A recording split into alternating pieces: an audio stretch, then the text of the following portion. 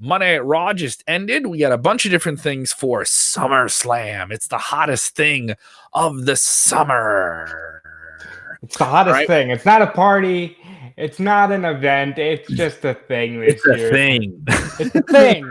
I mean, there's this other hot thing called the coronavirus, but we're done with that thing. There we go. We got it in. We got it in early. All right, we got a lot to talk about, though. We have a double champion in WWE. We have all the belts on two women over the two big brands of WWE Monday Night Raw and SmackDown. Sasha Banks won the Raw Women's Championship tonight in, some would say very nefarious cheating fashion in a very, very odd circumstance. Dominic Mysterio may be in a match for WWE finally. All right. And speaking of a match, we know who Drew McIntyre will face for the WWE Championship at SummerSlam. Lots of WWE talk. If you're with us live, go ahead and tell us what you think. All you Sasha stans that are joining the stream live, let us know what you think. And don't forget to subscribe to the Wrestlezone Radio podcast. So much stuff dropping in there. In the last week, we just dropped an interview with Luke Gallows, now known as Doc Gallows, just left WWE. All right. We also just dropped an interview today with the Von Erichs. All right. The Von Erichs of MLW. That is all exclusive audio up now on our podcast feed. If you have Spotify, you can check us out there as well. Plenty to get into. If you're with us live, pretty cool. If you're with us on YouTube, that's pretty cool as well. We're now simulcasting the shows live on Facebook and YouTube. And make sure you turn your notifications on so you know when those live streams start. We usually do them after Monday Night Raw, almost every single week.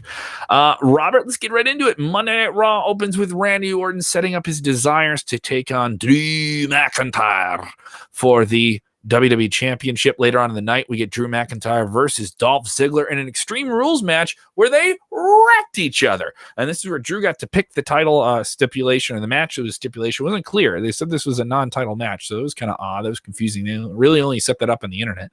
And Dolph kind of said that passingly in a promo tonight, very short one. These guys wrecked each other. I thought this match was better than the one they had at Extreme Rules. Yeah, I thought that this match was fun. It was fantastic. Dolph Ziggler gets to shine like a star. And, of course, we get Drew McIntyre getting another big win along his journey. He hasn't lost since beating Brock Lesnar, and I think that's really awesome. But then, Randy Orton said early in the night, when I RKO you, you're not going to see it coming.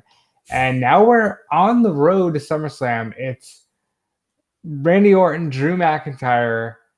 Finally, these two clash for the WWE Championship, and finally we get to see what happens when the Legend Killer meets the up-and-coming legend. Well, we got instant feedback. This is the thing about our podcast. If you haven't been on it before, you're just listening to the audio. The live stream is everyone's on the virtual couch with us, right? We got all our buddies in the virtual calls. All the Wrestlezonians have gotten the call. They put those notifications on. Bing, bing. We're with them. Steven Chambers saying Raw gets a solid 7 here. Didn't like Baszler versus Nia match. It wasn't exactly a match. What did you think of this? Nia Jax returns. Immediately, Shayna Baszler cuts her off before she can, run on some rant, and she's getting booed. I like the physical altercation. They get a match later on. It's less of a match, more of a brawl, which involves the agent Pat Buck. If you don't know who he is, he was one of the guys who was furloughed. Nice to see him back in WWE in the fold here. And he got his shirt pulled over his head, and it was kind of a sloppy brawl. And it came off more of as an angle because they kind of both got counted out. They were whipping each other into boards. I was excited for something in the first hour with Shayna. I like Shayna would be a real physical like equal, I think, to Nia and her size. And then we got this kind of sloppy thing. It just didn't click right away, right? I question this in terms of the idea of a heel dominant in Shayna and a heel dominant in Nia. It kind of seems like oil and water. I know on paper, these clashes seem epic, but we've seen over the years, you put Sid in the ring with Kevin Nash. That's not necessarily the greatest, spectacle in the ring. You put Kane in there with Khali. It's not great. Baszler has the potential to be a Stone Cold Steve Austin badass if they're going to go with Baszler, the babyface. You can really tell a story of Shayna being an absolute badass. Nia, she slays the dragon and then moves on to the Raw Women's Champion, maybe, in Sasha. I don't know. I thought I was a little surprised. As much of a Sasha fan as I am, I was a little surprised to see her actually get the gold. And it seems Well, like let's get into that.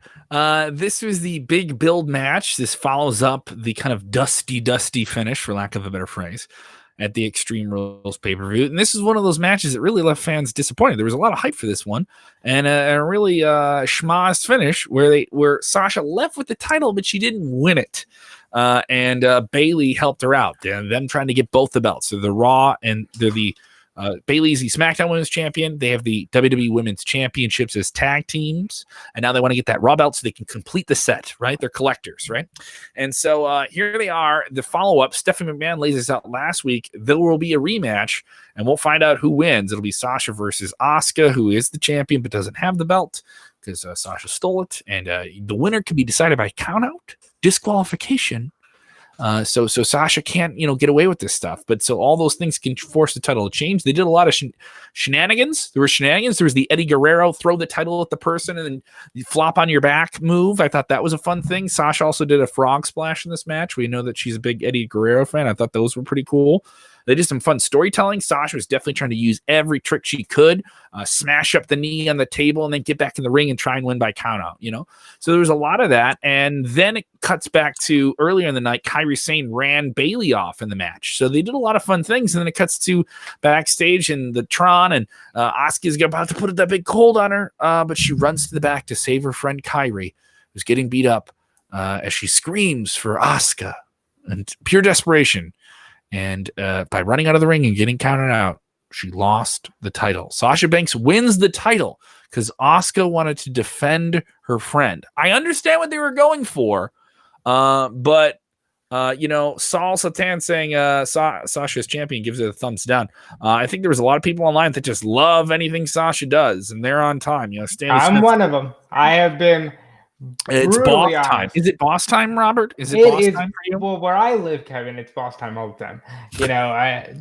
I love Sasha Banks. I think that she and Bayley are on a tremendous roll. They have thrived in the pandemic era.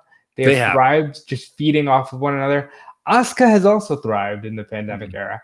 Here is my concern. In an era where we've seen Becky Lynch go from warrior to mother, we've seen Charlotte Flair go from top of the card to on the shelf for a little bit. Is it concerning to you? You've seen the chatter online about we want Naomi, make new stars. Mm-hmm. Is it concerning that all the gold rests literally on the only two healthy 4 horsewomen? I don't know. I mean, you can't deny that they're the most over characters for the women right now. That they're the most provocative in the sense of the reactions they get. You see it online. And these are characters that are so much more compelling than they were a few months ago. And you could say they've done Asuka and Sasha breaking up and they haven't done, but because they've settled so into their performance and WWE has seen that. When you have a metric, you can actually read and you can see some things moving the needle, especially now without real fans there. You got to trust those things. And you saw what they did when they went over to NXT. They really popped a number there. They popped a number when they were on Raw. Now, obviously, the numbers on Raw aren't great the past few weeks, and we can talk about that. But I understand why they were done. Note, this match was put on in the third hour. This is done to get people from that second hour into the third hour. So this was utilized to get people to tune into that third hour of the show or stay with it. And I understand what they were going for. Other people not feeling it, saying snore time. All right, they were saying snore time. Hey, come on, guy. Come on, you. Whoever said that? Who said snore time? You're right. That would. There's another Saul Sultan gem there. No, it's not snore time. It's boss time. It's boss time. No, he's not. He's boss time. We always ask for your 1 to 10 rating. Sean Armprister. I hope I'm saying that. He gives it a 7.5. It's pretty crazy here. What they're going for. So we do have Bayley defending the SmackDown Women's Championship in a follow-up against Nikki Cross on SmackDown this Friday. But how long do you think they keep both belts? I mean, they got everything. They have both the singles and the tags. They have literally everything, and I imagine they're going to have to wrestle 2 matches each at SummerSlam. We're going to stack the deck. against the Golden Role Models because we're mad that they have everything. And I then imagine Banks loses the gold, Bayley keeps the gold, and they lose the tag titles, leading to Bayley going on an ego trip, leading to eventually, guys, at some point, we've been building to this since like 2018. At some point, Sasha and Bayley are just going to fight. So we don't know when, we don't know where, but at some point, they're going to fight. We have a lot of different opinions tonight. Gerardo texting in. He gives it a 3. He did not like this show. Ooh, wow. Laura The Rock, she seemingly loved it. She gives it an 8.9. All right. Laura The Rock. All right. And Steve Pachenko. How you doing, Steve? Friend of the show. He gives it an 8 out of 10. So a lot of different opinions on this show. And if you're watching on demand, don't be afraid to hop into the comments as well and tell us what you think. A lot of different opinions on this. You mentioned WKQX. Now that's your radio station. Yeah. A great alternative rock music. Now, you guys were talking over the weekend about Lollapalooza being virtual. Now, that brings me to SummerSlam. Now, we don't know where SummerSlam's going to be. They seem pretty determined to not just do SummerSlam at the Performance Center. I will have more on that in a few minutes. Okay. But we will talk about SummerSlam being outside. Okay. We have some information that's developing, but it's not a complete story. But because I love you guys, we're going to talk about it in a few minutes here. But let's get into some other things that are going to happen at SummerSlam. Randy Orton laid out Drew McIntyre at the end of the night. He opened the show as well. Some people say, oh, it's already been done. Randy Orton's already had the title a bunch of different times, but you got to admit, this guy beat Edge and put him on the shelf and hurt him. He hurt Christian. He hurt Big Show. If you put somebody else in front of him, he'll lay him out as well. He's done a lot of different things in the past few months that make you remember that Randy Orton is a mean, nasty, no good, legend-killing son of a bitch. And he's out there to take heads, and he wants the title. And tonight he said something that really aggravated people. I posted this on our Facebook. I said, give me your GIF reaction. The easy, just give me 1-2 button reaction. And it got 121 responses in 10 minutes, which for anything you post on the internet that's pretty good, right? And it reached I think 15, 12,000 impressions in 20 minutes. It was wild. A lot of people had this because Randy Orton said he's better than The Rock and Stone Cold Steve Austin. How dare you? How dare you? You know what? Cherished Attitude Era gods. How dare you, Randy Orton? I think the 2 matches, or at least one that Randy Orton should have had over the years, would have been either Stone Cold or The Rock. I think Randy Orton is heads and shoulders above both in terms of an in-ring capacity. Obviously, everybody's going to get it. Really? I would say so, and I think everybody's going to get their panties in a bunch about, the drawing ability of Stone Cold. Yes. Well, what if we're not wearing panties? What if we're wearing loose boxers? Well, then guess what? How do you know when everyone's wearing underwear? Well, guess what? Then they're going to ride up. Those loose boxers are going to ride up, Kevin, because you're going to get mad that I said Randy Orton is better than Stone Cold and The Rock from an in-ring standpoint. Mm-hmm. Drawing ability, no, but Rock and Austin also had different factors around them. I would argue right now Randy Orton is the biggest draw WWE has. There's no Brock Lesnar. There's no Edge.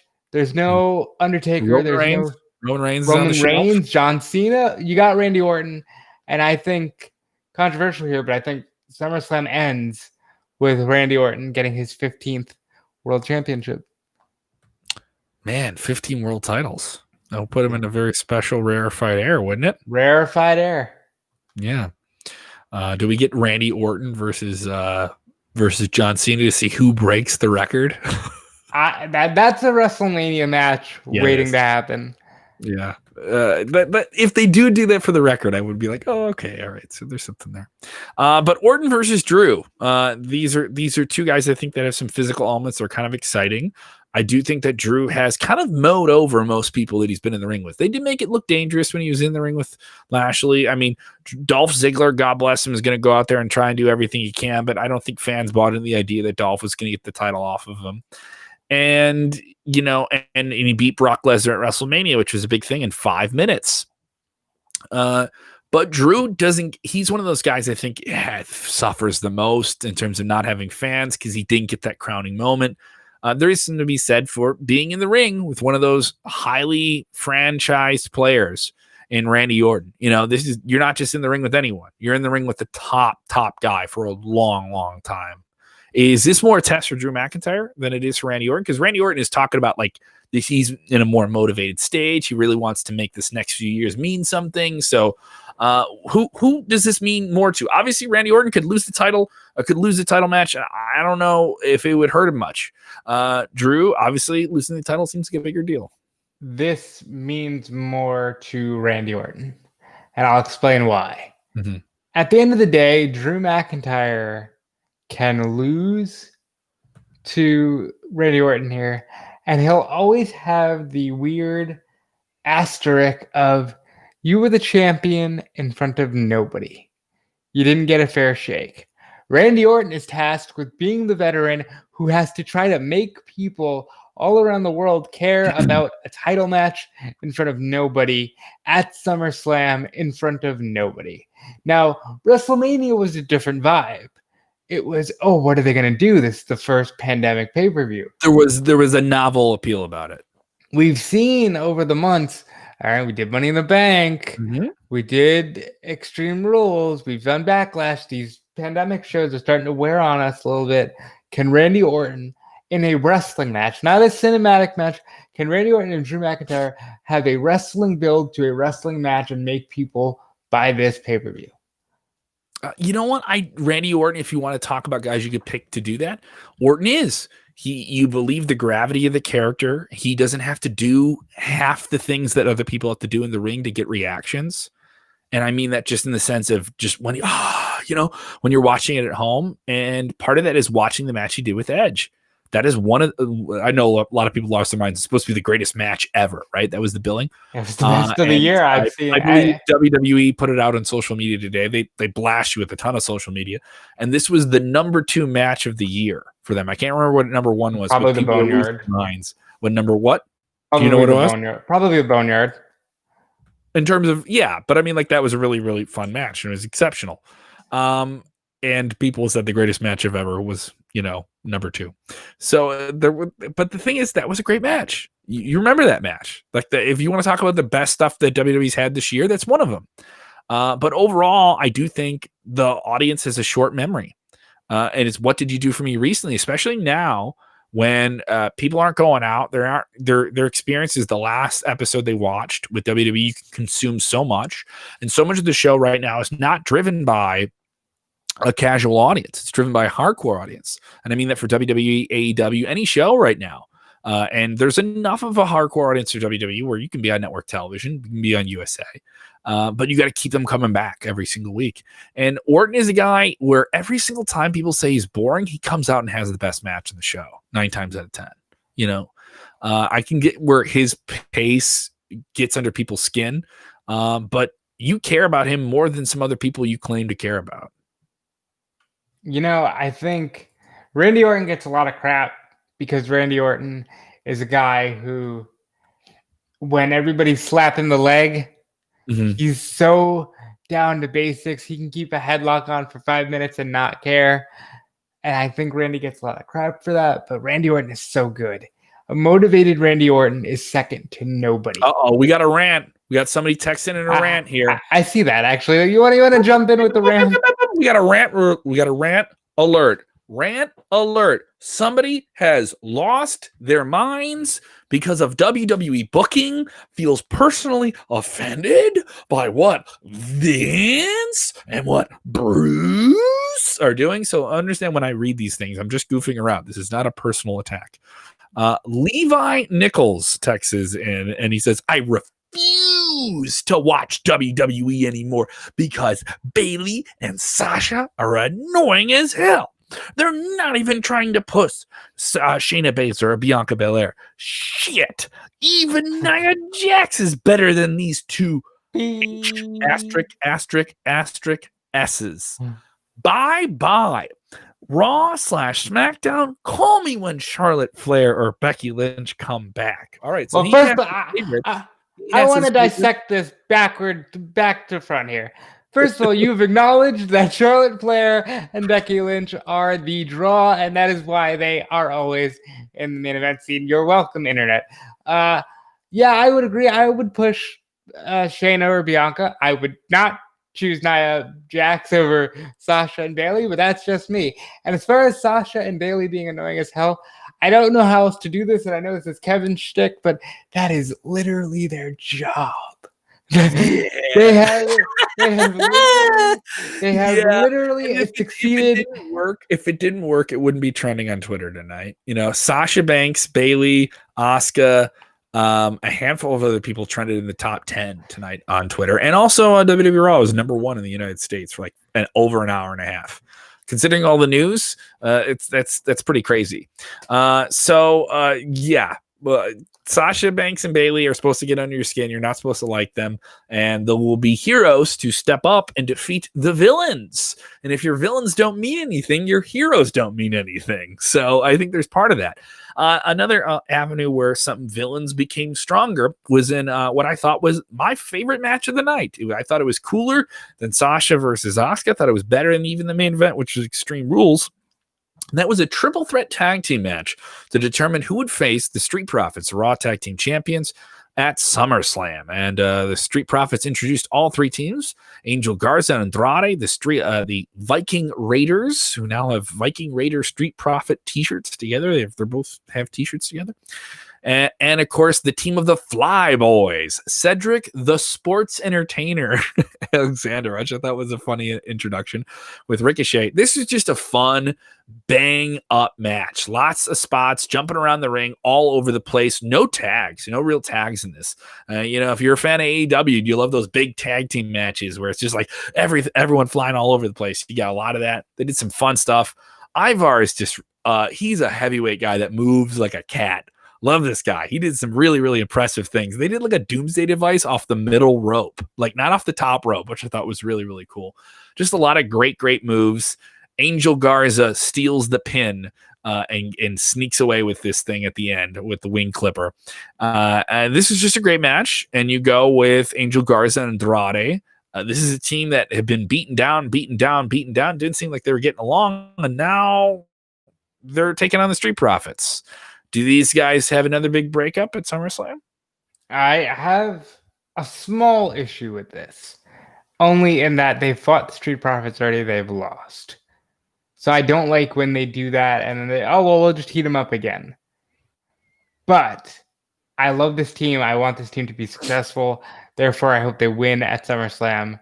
They have all the makings of I can just throw the dream matches in right away. Can you imagine Angel Garza and Andrade against Edge and Rey Mysterio? Angel Garza and Andrade against, Los Guerreros. Mm-hmm. The matches, the dynamic that these two bring, it just brings together so many time machine dream matches for me. And I hope to see them carry on and win those belts at SummerSlam.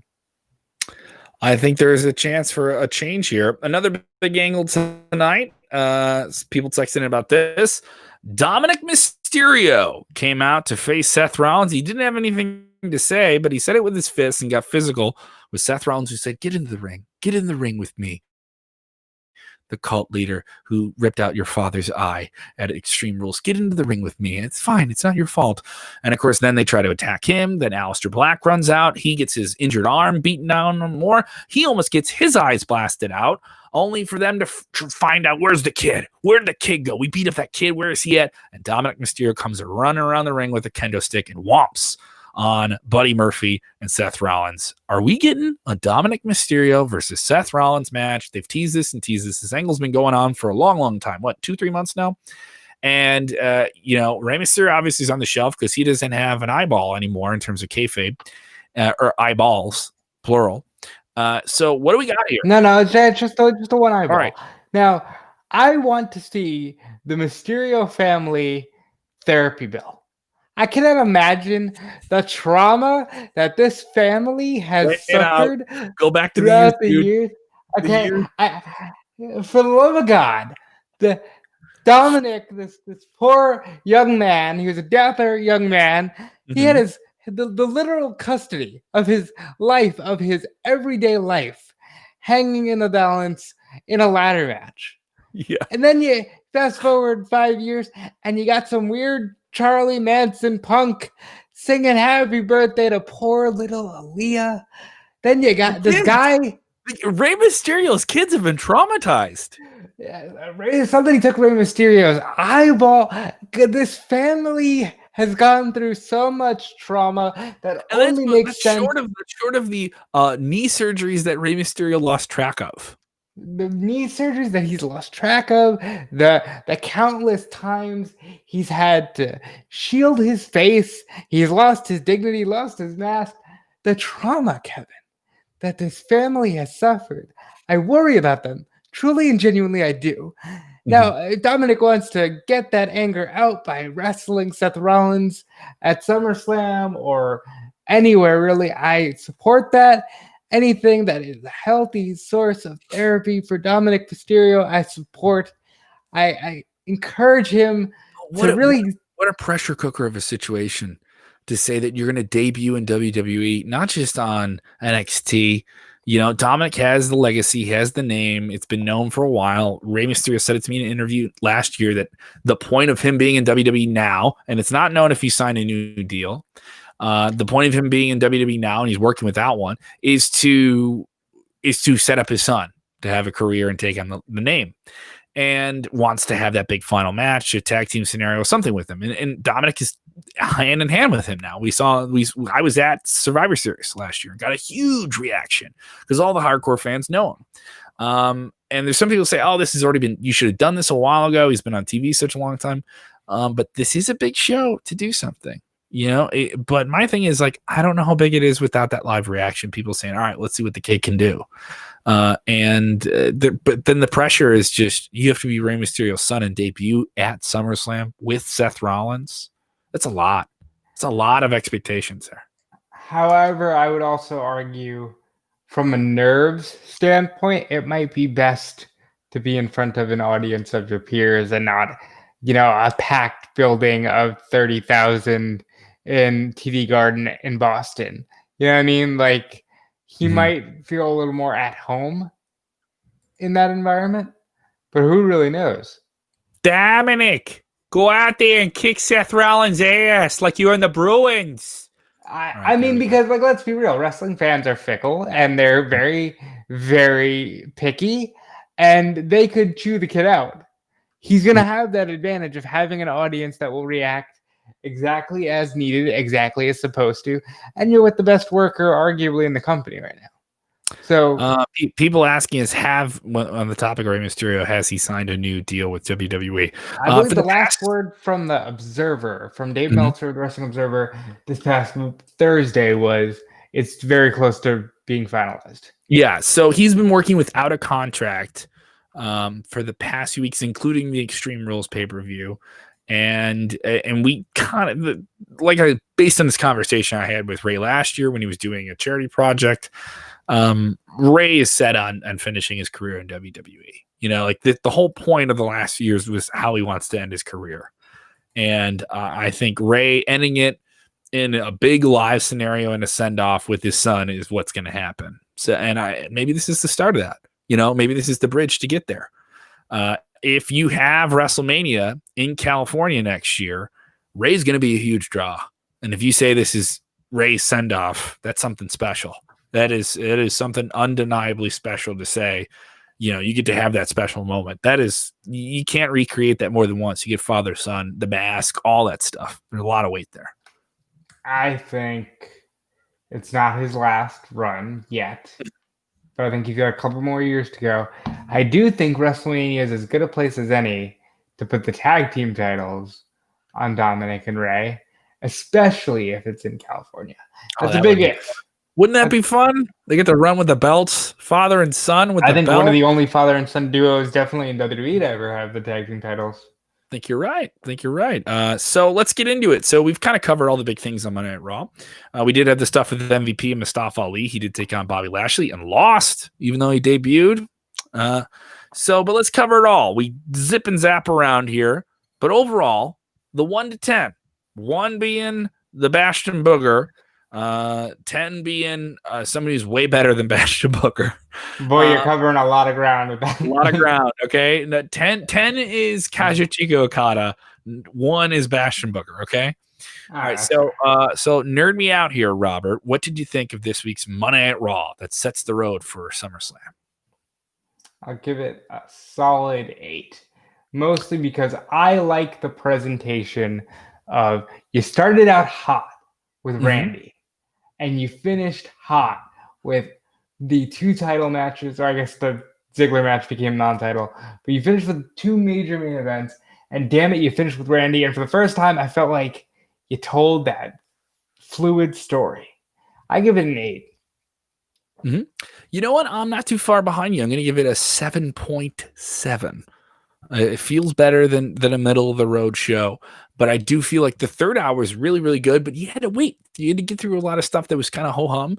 I thought Ali was great. I thought he kind of whipped himself around the ring, but there's some things that kind of took a long time to get there and pay off. But pretty solid episode of Monday Night Raw. Definitely seek out the matches with Asuka and Bayley for the angle. Thought Dolph and Drew wrecked each other, and that triple threat tag team match I thought was my favorite of the night. Not a bad Raw. Now, Raw didn't have particularly great ratings, and Raw has gotten into the ire of many, many people. Some people are really feeling that WWE needs to shake things up in terms of the aesthetics. Something I hear from fans all the time. They're worn out in the Performance Center. They want it to look cool. It doesn't feel cool. I'll stand up for WWE here. Cry about it. We're in a pandemic. They have not stopped once. You can get over your aesthetic needs. Okay, right. This leads me to the questions we're getting here, and this has been a big story that's been developing this afternoon. This guy at another website you work for.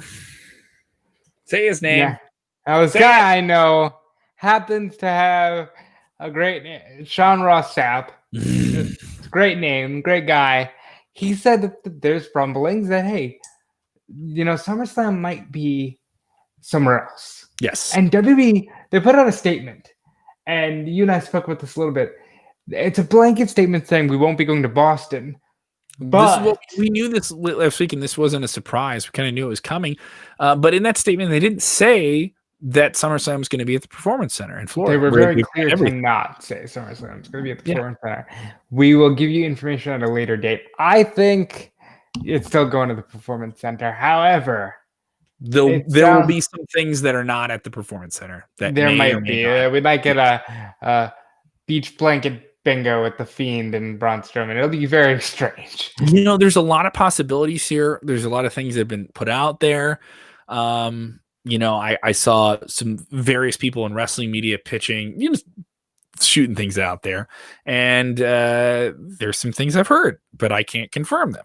I've heard the idea of a show outside. And we've heard the idea of the show being presented on some type of vessel on the sea. Now UFC made quite the stir with their Fight Island concept, which is they haven't done nearly enough. What? They haven't done nearly enough with the Fight Island. I was expecting to see full-on Mortal Kombat in an island. Yeah. What you actually got was just pictures of a cage on the beach. Yeah, exactly. And there was many people saying, why don't you do a SummerSlam bash at the beach and all these different things? And I agree. You could do a show outside, and definitely the Daily's place. It's something that AEW didn't plan on having. They didn't plan for a pandemic, but having that open air venue and allows them to do pyro and the big stage setup and things kind of, for lack of a better phrase, breathe, and I think WWE can benefit from something like that. They have the production ability to do a show outside. Now, the factor of that is huge. Logistics of that go through the roof. And then there's this talk that WWE wants to do something with fans there. And you're asking a lot then of people. Now, WWE has already dealt with a very small COVID situation back in March, and one that we believe is significantly bigger a few weeks ago. And hopefully everyone's come out of that safely. On top of that, they've done advanced testing. Now you see the trainees around the ring on the hockey boards, and they all have to wear face masks, and there's a fining system. But we're still in a pandemic. And, you hear great news today outside of WWE in the world. Moderna, a pharmaceutical company, and the National Institute of Health will then begin the first human trial in the United States of a vaccine for COVID-19. And also Oxford University over in the UK last week announcing that they're entering a human trial of vaccine. Now, that's a long process, but a good one. We're going to body slam this son of a bitch. All right. And hopefully it's reaching like Yokozuna proportions here. Let me put it this way. All right. Hardcore wrestling fans. Okay. For you 20, Robert, you're a youngin'. Okay. You're a youngin'. I want you to go. To WWE Network. It happened the year I was born. I know where you're going. I want you to go to WWE Network. I'm talking about the summer of 1994. Summer 1993. Okay. All right. And America assembled on a steaming naval ship. All right. That was docked in New York City.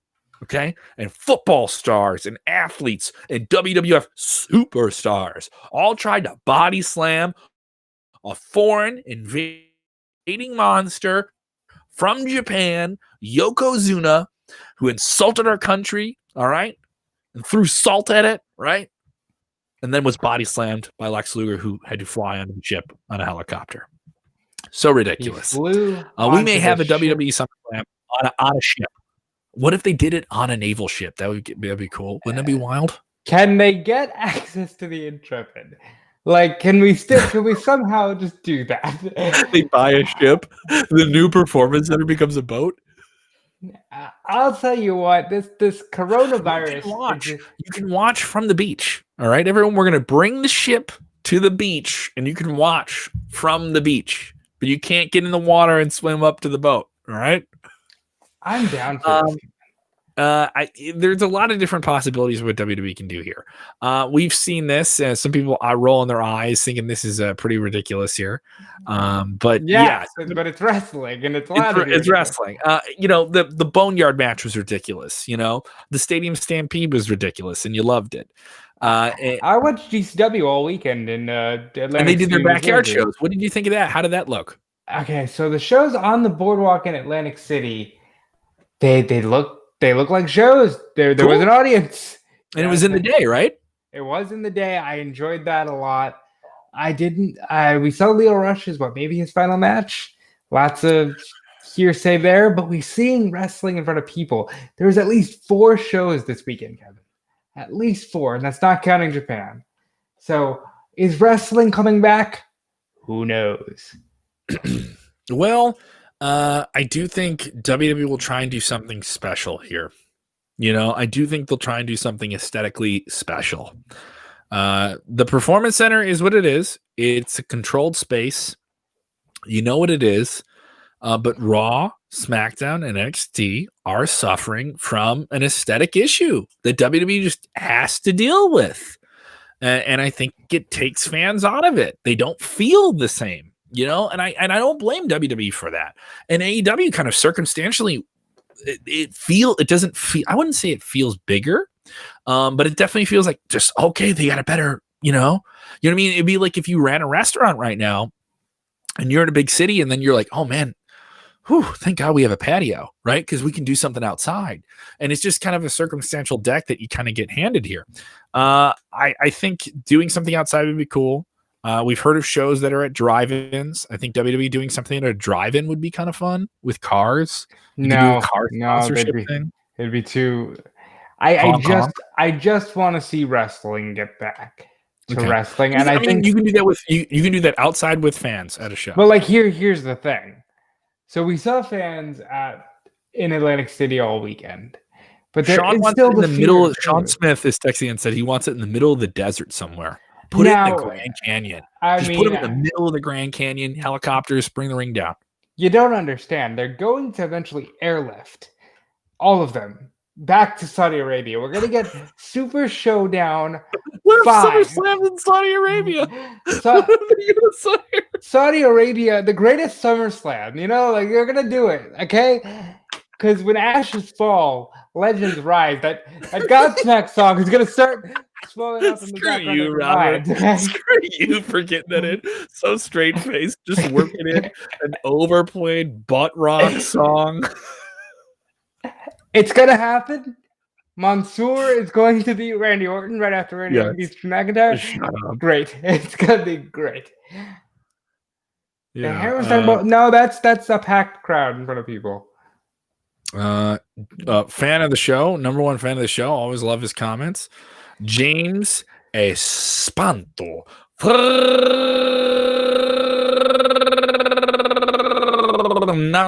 Taguay says, "Do it in parts unknown." You could do the whole show at parts unknown. And other people texting in. Elliot Jameson is texting in saying, "SummerSlam can come to my backyard, dude." What if they did it in someone's backyard? I mean, I live in Florida. Just saying. No, but I mean, honestly, what if they just did the show in someone's backyard? If they did SummerSlam as a barbecue in someone's backyard, it would have to be one of the wrestlers, right, who lives in Florida. And I would say John Cena's house. Let's go to Cena's big ass house. I am sure that Cena's got the room for it. Yes. That is what I'll say. John, can I ask you a favor, pal? Anything for you, boss. But everyone has to take their shoes off and no one can go inside. And you'll have to sign these NDAs. NDAs. NDAs. All right. No one goes in my private room. This is where I keep my stuff. You never know, man. Oh, what if they do it in Vince's backyard? People say that, I'm sure he's got the space. I don't know anything about someone earlier texted this saying, what if they did it on the roof of the WWE headquarters? They just did like a barbecue up there on the roof. That'd be pretty neat. Be a hell of a tailgating event.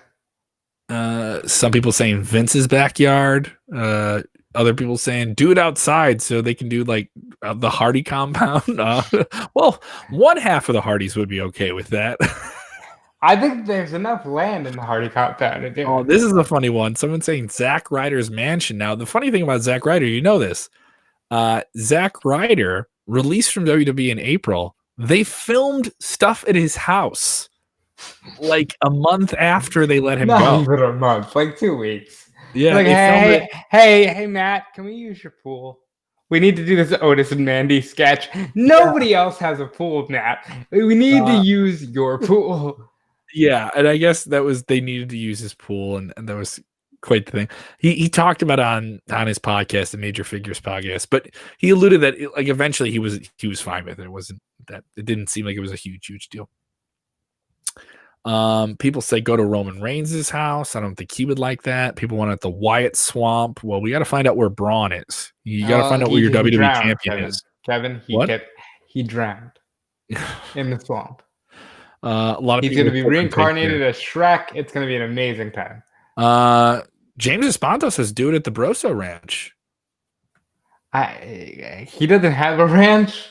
I don't know where he lives, actually. He lives inside of me. It's a very weird thing. For those of you on YouTube, it's a very weird inside thing that I'm not going to get into right now. People say a lot of people are saying Vince McMahon's house.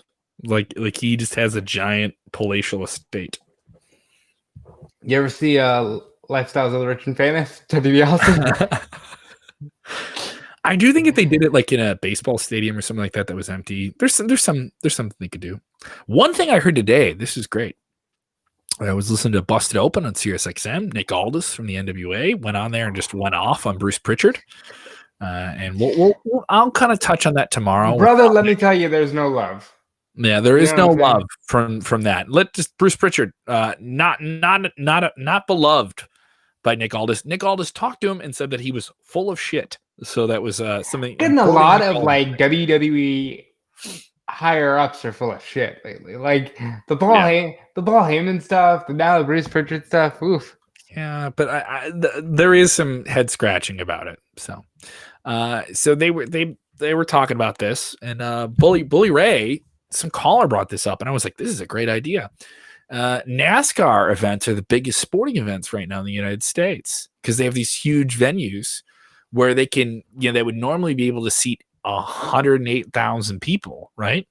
Mhm. But you can get 20,000 people in there and spread them out. They did this in Japan with the Osaka shows. They did their Dominion weekend, the end of the New Japan Cup and Dominion. They were running a 10,000 seat arena with about 38,000 or 3,800 people at it.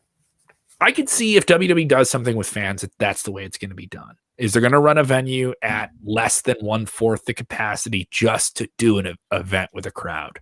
Can we get a bubble? Can we do actual pods? Can we do like people in individual Eskimo pod? I know we're being ridiculous and it makes it seem like we're sounding funny.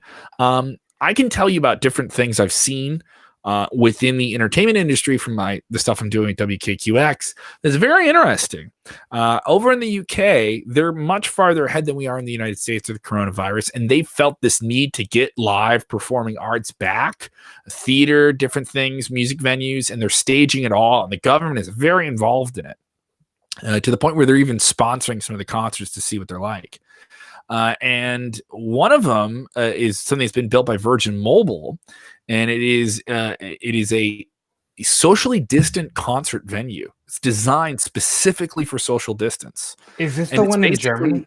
This is in England, and the best way I could describe it is imagine like patio platforms that are all 30 or 40 feet away from each other. And you can only be on your platform. You can't go anywhere else except your platform. And you can only be on there with like a group of 12 people. And that's it. And they're all it's basically like imagine instead of being at a drive-in, you all just walk onto your platforms and that's where you stay. And you just kind of have your own set area where you can watch, and they're all separated from each other. And imagine you're watching a show standing on top of a table, but it's like an organized thing. I will tell you that ideas like that, and the one that you just pitched with the individual pods, those sound tremendous. I would go to every live event if you told me you get your own pod with your snacks and your stuff, and you get to just enjoy the show, but you're in your own pod. I would go to every single event. But there's still this risk, like we're talking about different things. How is this working? And I know everyone is something we read about and we think about every single day. When is life going to get back to normal? Here in the state of Illinois, our governor has said life will not be back to normal till next year. So that writes off anything happening here. Lollapalooza will be streaming their best of sets from the past coming up here. That's one of the biggest rock concerts in the country. That won't be happening. I don't think we'll have tables, ladders, and chairs here in December. I know you're down in Florida, and Florida is going through a whole lot of situations right now. They are the hub for the NBA. NBA seems like they're doing a pretty good job with this thing here. Major League Soccer as well. Major League Soccer, which is at the ESPN campus. On the other hand, you have other sports leagues that are having a lot more situations with it. Specifically, I've been enjoying baseball, Kevin. I don't think I'm going to get to tell me about your Marlins today. I know we're outside of the ring, but the Marlins had quite the situation. Oh, is it 8 players and 2 coaches test positive for COVID, and now we're talking about just shutting down the whole thing? I'm not a fan. I was actually enjoying baseball. I was enjoying a little bit of something normal. Fox is doing this thing with virtual fans. We had cardboard fans everywhere else. The virtual fans is creepy. Have you seen the wide shots with it? Creepy, but you know what? They're getting the job done.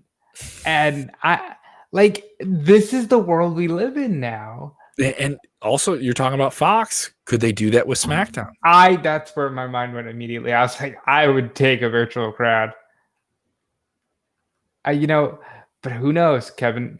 Truth be told, I don't think life goes back to what we used to know as normal. This is one of those life-altering. We will get a normal, but it won't be what we remember. It'll be a quote-unquote new normal, and it's going to suck for a while until we just get used to it and it's embedded in our normal lives.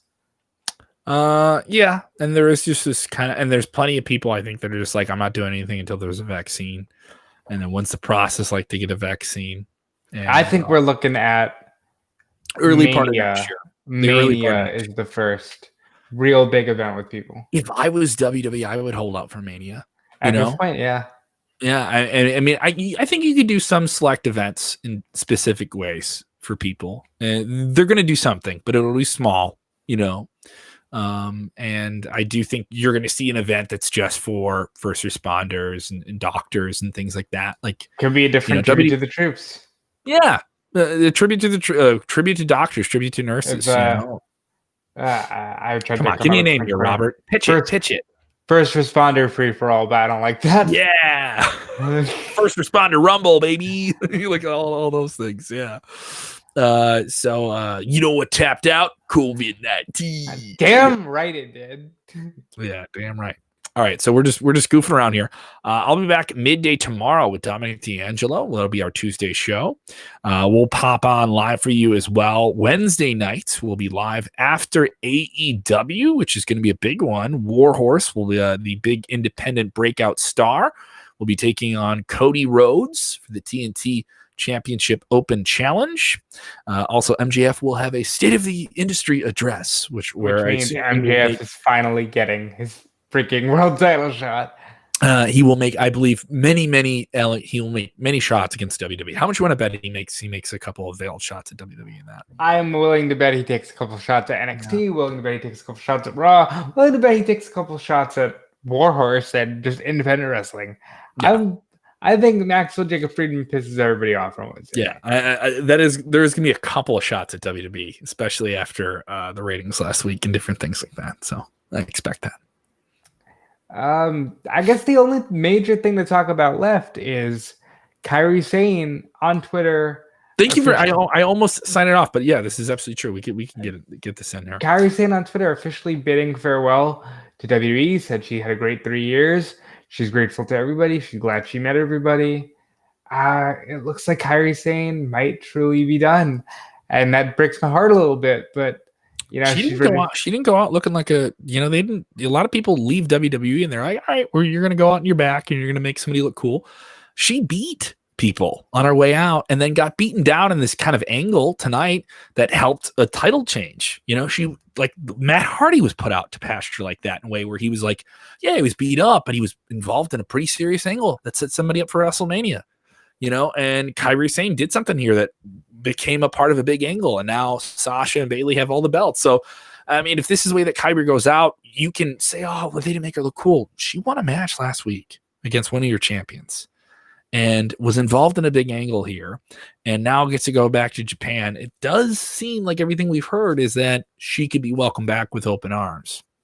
Or that maybe there's a potential ambassador role, there's a potential trainer role for Japan. COVID-19 is a thing that has derailed lots of plans. We'll see it when we see it. Kairi had a great run. You know, wish her all the best. Hope whatever she does next, she's happy. Yeah. I'm worried about Asuka. Like, why are you worried about Asuka? Because no one's ready for her. How would you be worried? I know, but where does Asuka go from here? We've got Banks 2 belts. We got Shayna Baszler. We got Nia Jax. Asuka seems a little like up in the air right now, but whatever. I think she's such a good performer. She's been able to outperform the circumstances and I'm saying this is someone who has English as a second language. You know, people say no one looks at her and says, oh, she has the best promo, but she's also one of the most charismatic people they have. Think of that, like lay that out when you actually say it. And she has fantastic matches, pretty solid throughout. Thought she had a great performance tonight. You never watch an Asuka match and think that she isn't giving you 110%. And I do think she's one of those Teflon people in terms of WWE. She will be able to leave WWE when she wants on her own terms. She seems like somebody who's like very, very happy within that system. And you kind of see how she carries herself on social media, the different things she's been able to do with her own web channels and use the platform and stuff like that. In terms of, you know, people who go through that leap of being a Japanese star to WWE, a lot of people sometimes say that's a really hard transition. But Asuka, you know, has done very, very good job with it. And also, it's been very successful. She's had all those titles. Yes, and she's done very well for herself. One of the very few who can say she's won everything. And I'm sure she'll land on her feet. I just feel like it was a sudden twist. Yes, and also a twist where you don't lose the title getting pinned or anything like that. It's a very wishy-washy. It's very booked finish, you know, in terms of what they did tonight. So pretty solid Monday at Raw. There were some things with it that was kind of but there was many things that was okay. So let me focus on the stuff. Go back and check out Randy Orton and the things he did to set up the match at SummerSlam. Sasha Banks getting all the titles for her and Banks and Bayley. Now are the Dos Belts duo. And so much more. We'll have the full results of that and everything else developing in the world of wrestling at Wrestlezone.com. That exclusive interview with the Von Erichs from MLW is also up in the podcast feed. If you didn't check it out already, if you're an AEW fan, I'm sick of these guys just talking about WWE. Well, we have a AEW-centric show every single Friday. Two Dynamite dudes with attitudes, the D'Angelo brothers, covering just AEW and so much more. 4 episodes of WrestleZone Daily, hours and hours of free audio and 1 podcast feed. Go and subscribe. Thank you so much. A 45% increase in average downloads in the last month. Thank you guys so much. Great numbers there. We appreciate great numbers, tremendous numbers. Sorry, tremendous numbers, the best numbers, the ratings. The ratings. You've never seen numbers like these. Never seen numbers. You've never seen numbers. I've never even seen numbers. I didn't see numbers before we were doing numbers. These are the big numbers, bigger numbers, the biggest numbers, the most huge, biggest numbers. They're huge numbers. Huge numbers. I've never seen it. I've never seen it. People haven't seen this. Nobody's seen this. Have you seen this? I haven't seen these numbers. I love when he can't control how great he is. I mean, people are talking about this. No one's talking about it. All right. It's late. God. It's late. Let's get done. You can check me out on Fightful.com, on Smackdown.com. You can check out what I did with Callum Wiggins. We're doing the Paul Heyman Smackdown retrospective podcast. We did other podcasts last week. I know that Sean Ross Sapp's got a lot of great scoops on Fightful and Fightful Select. Lots of interviews across all media platforms. WrestleZone, Fightful, Smart Out Moment. It's all good. It's all wrestling. You need to get after it. And you know what else you need to do, Kevin? Mm-hmm. When you're watching wrestling. Yes. Just turn off all the gaga. And just Lady Gaga? No, you don't turn off Lady Gaga. Chromatica, great album, tremendous numbers. But just enjoy.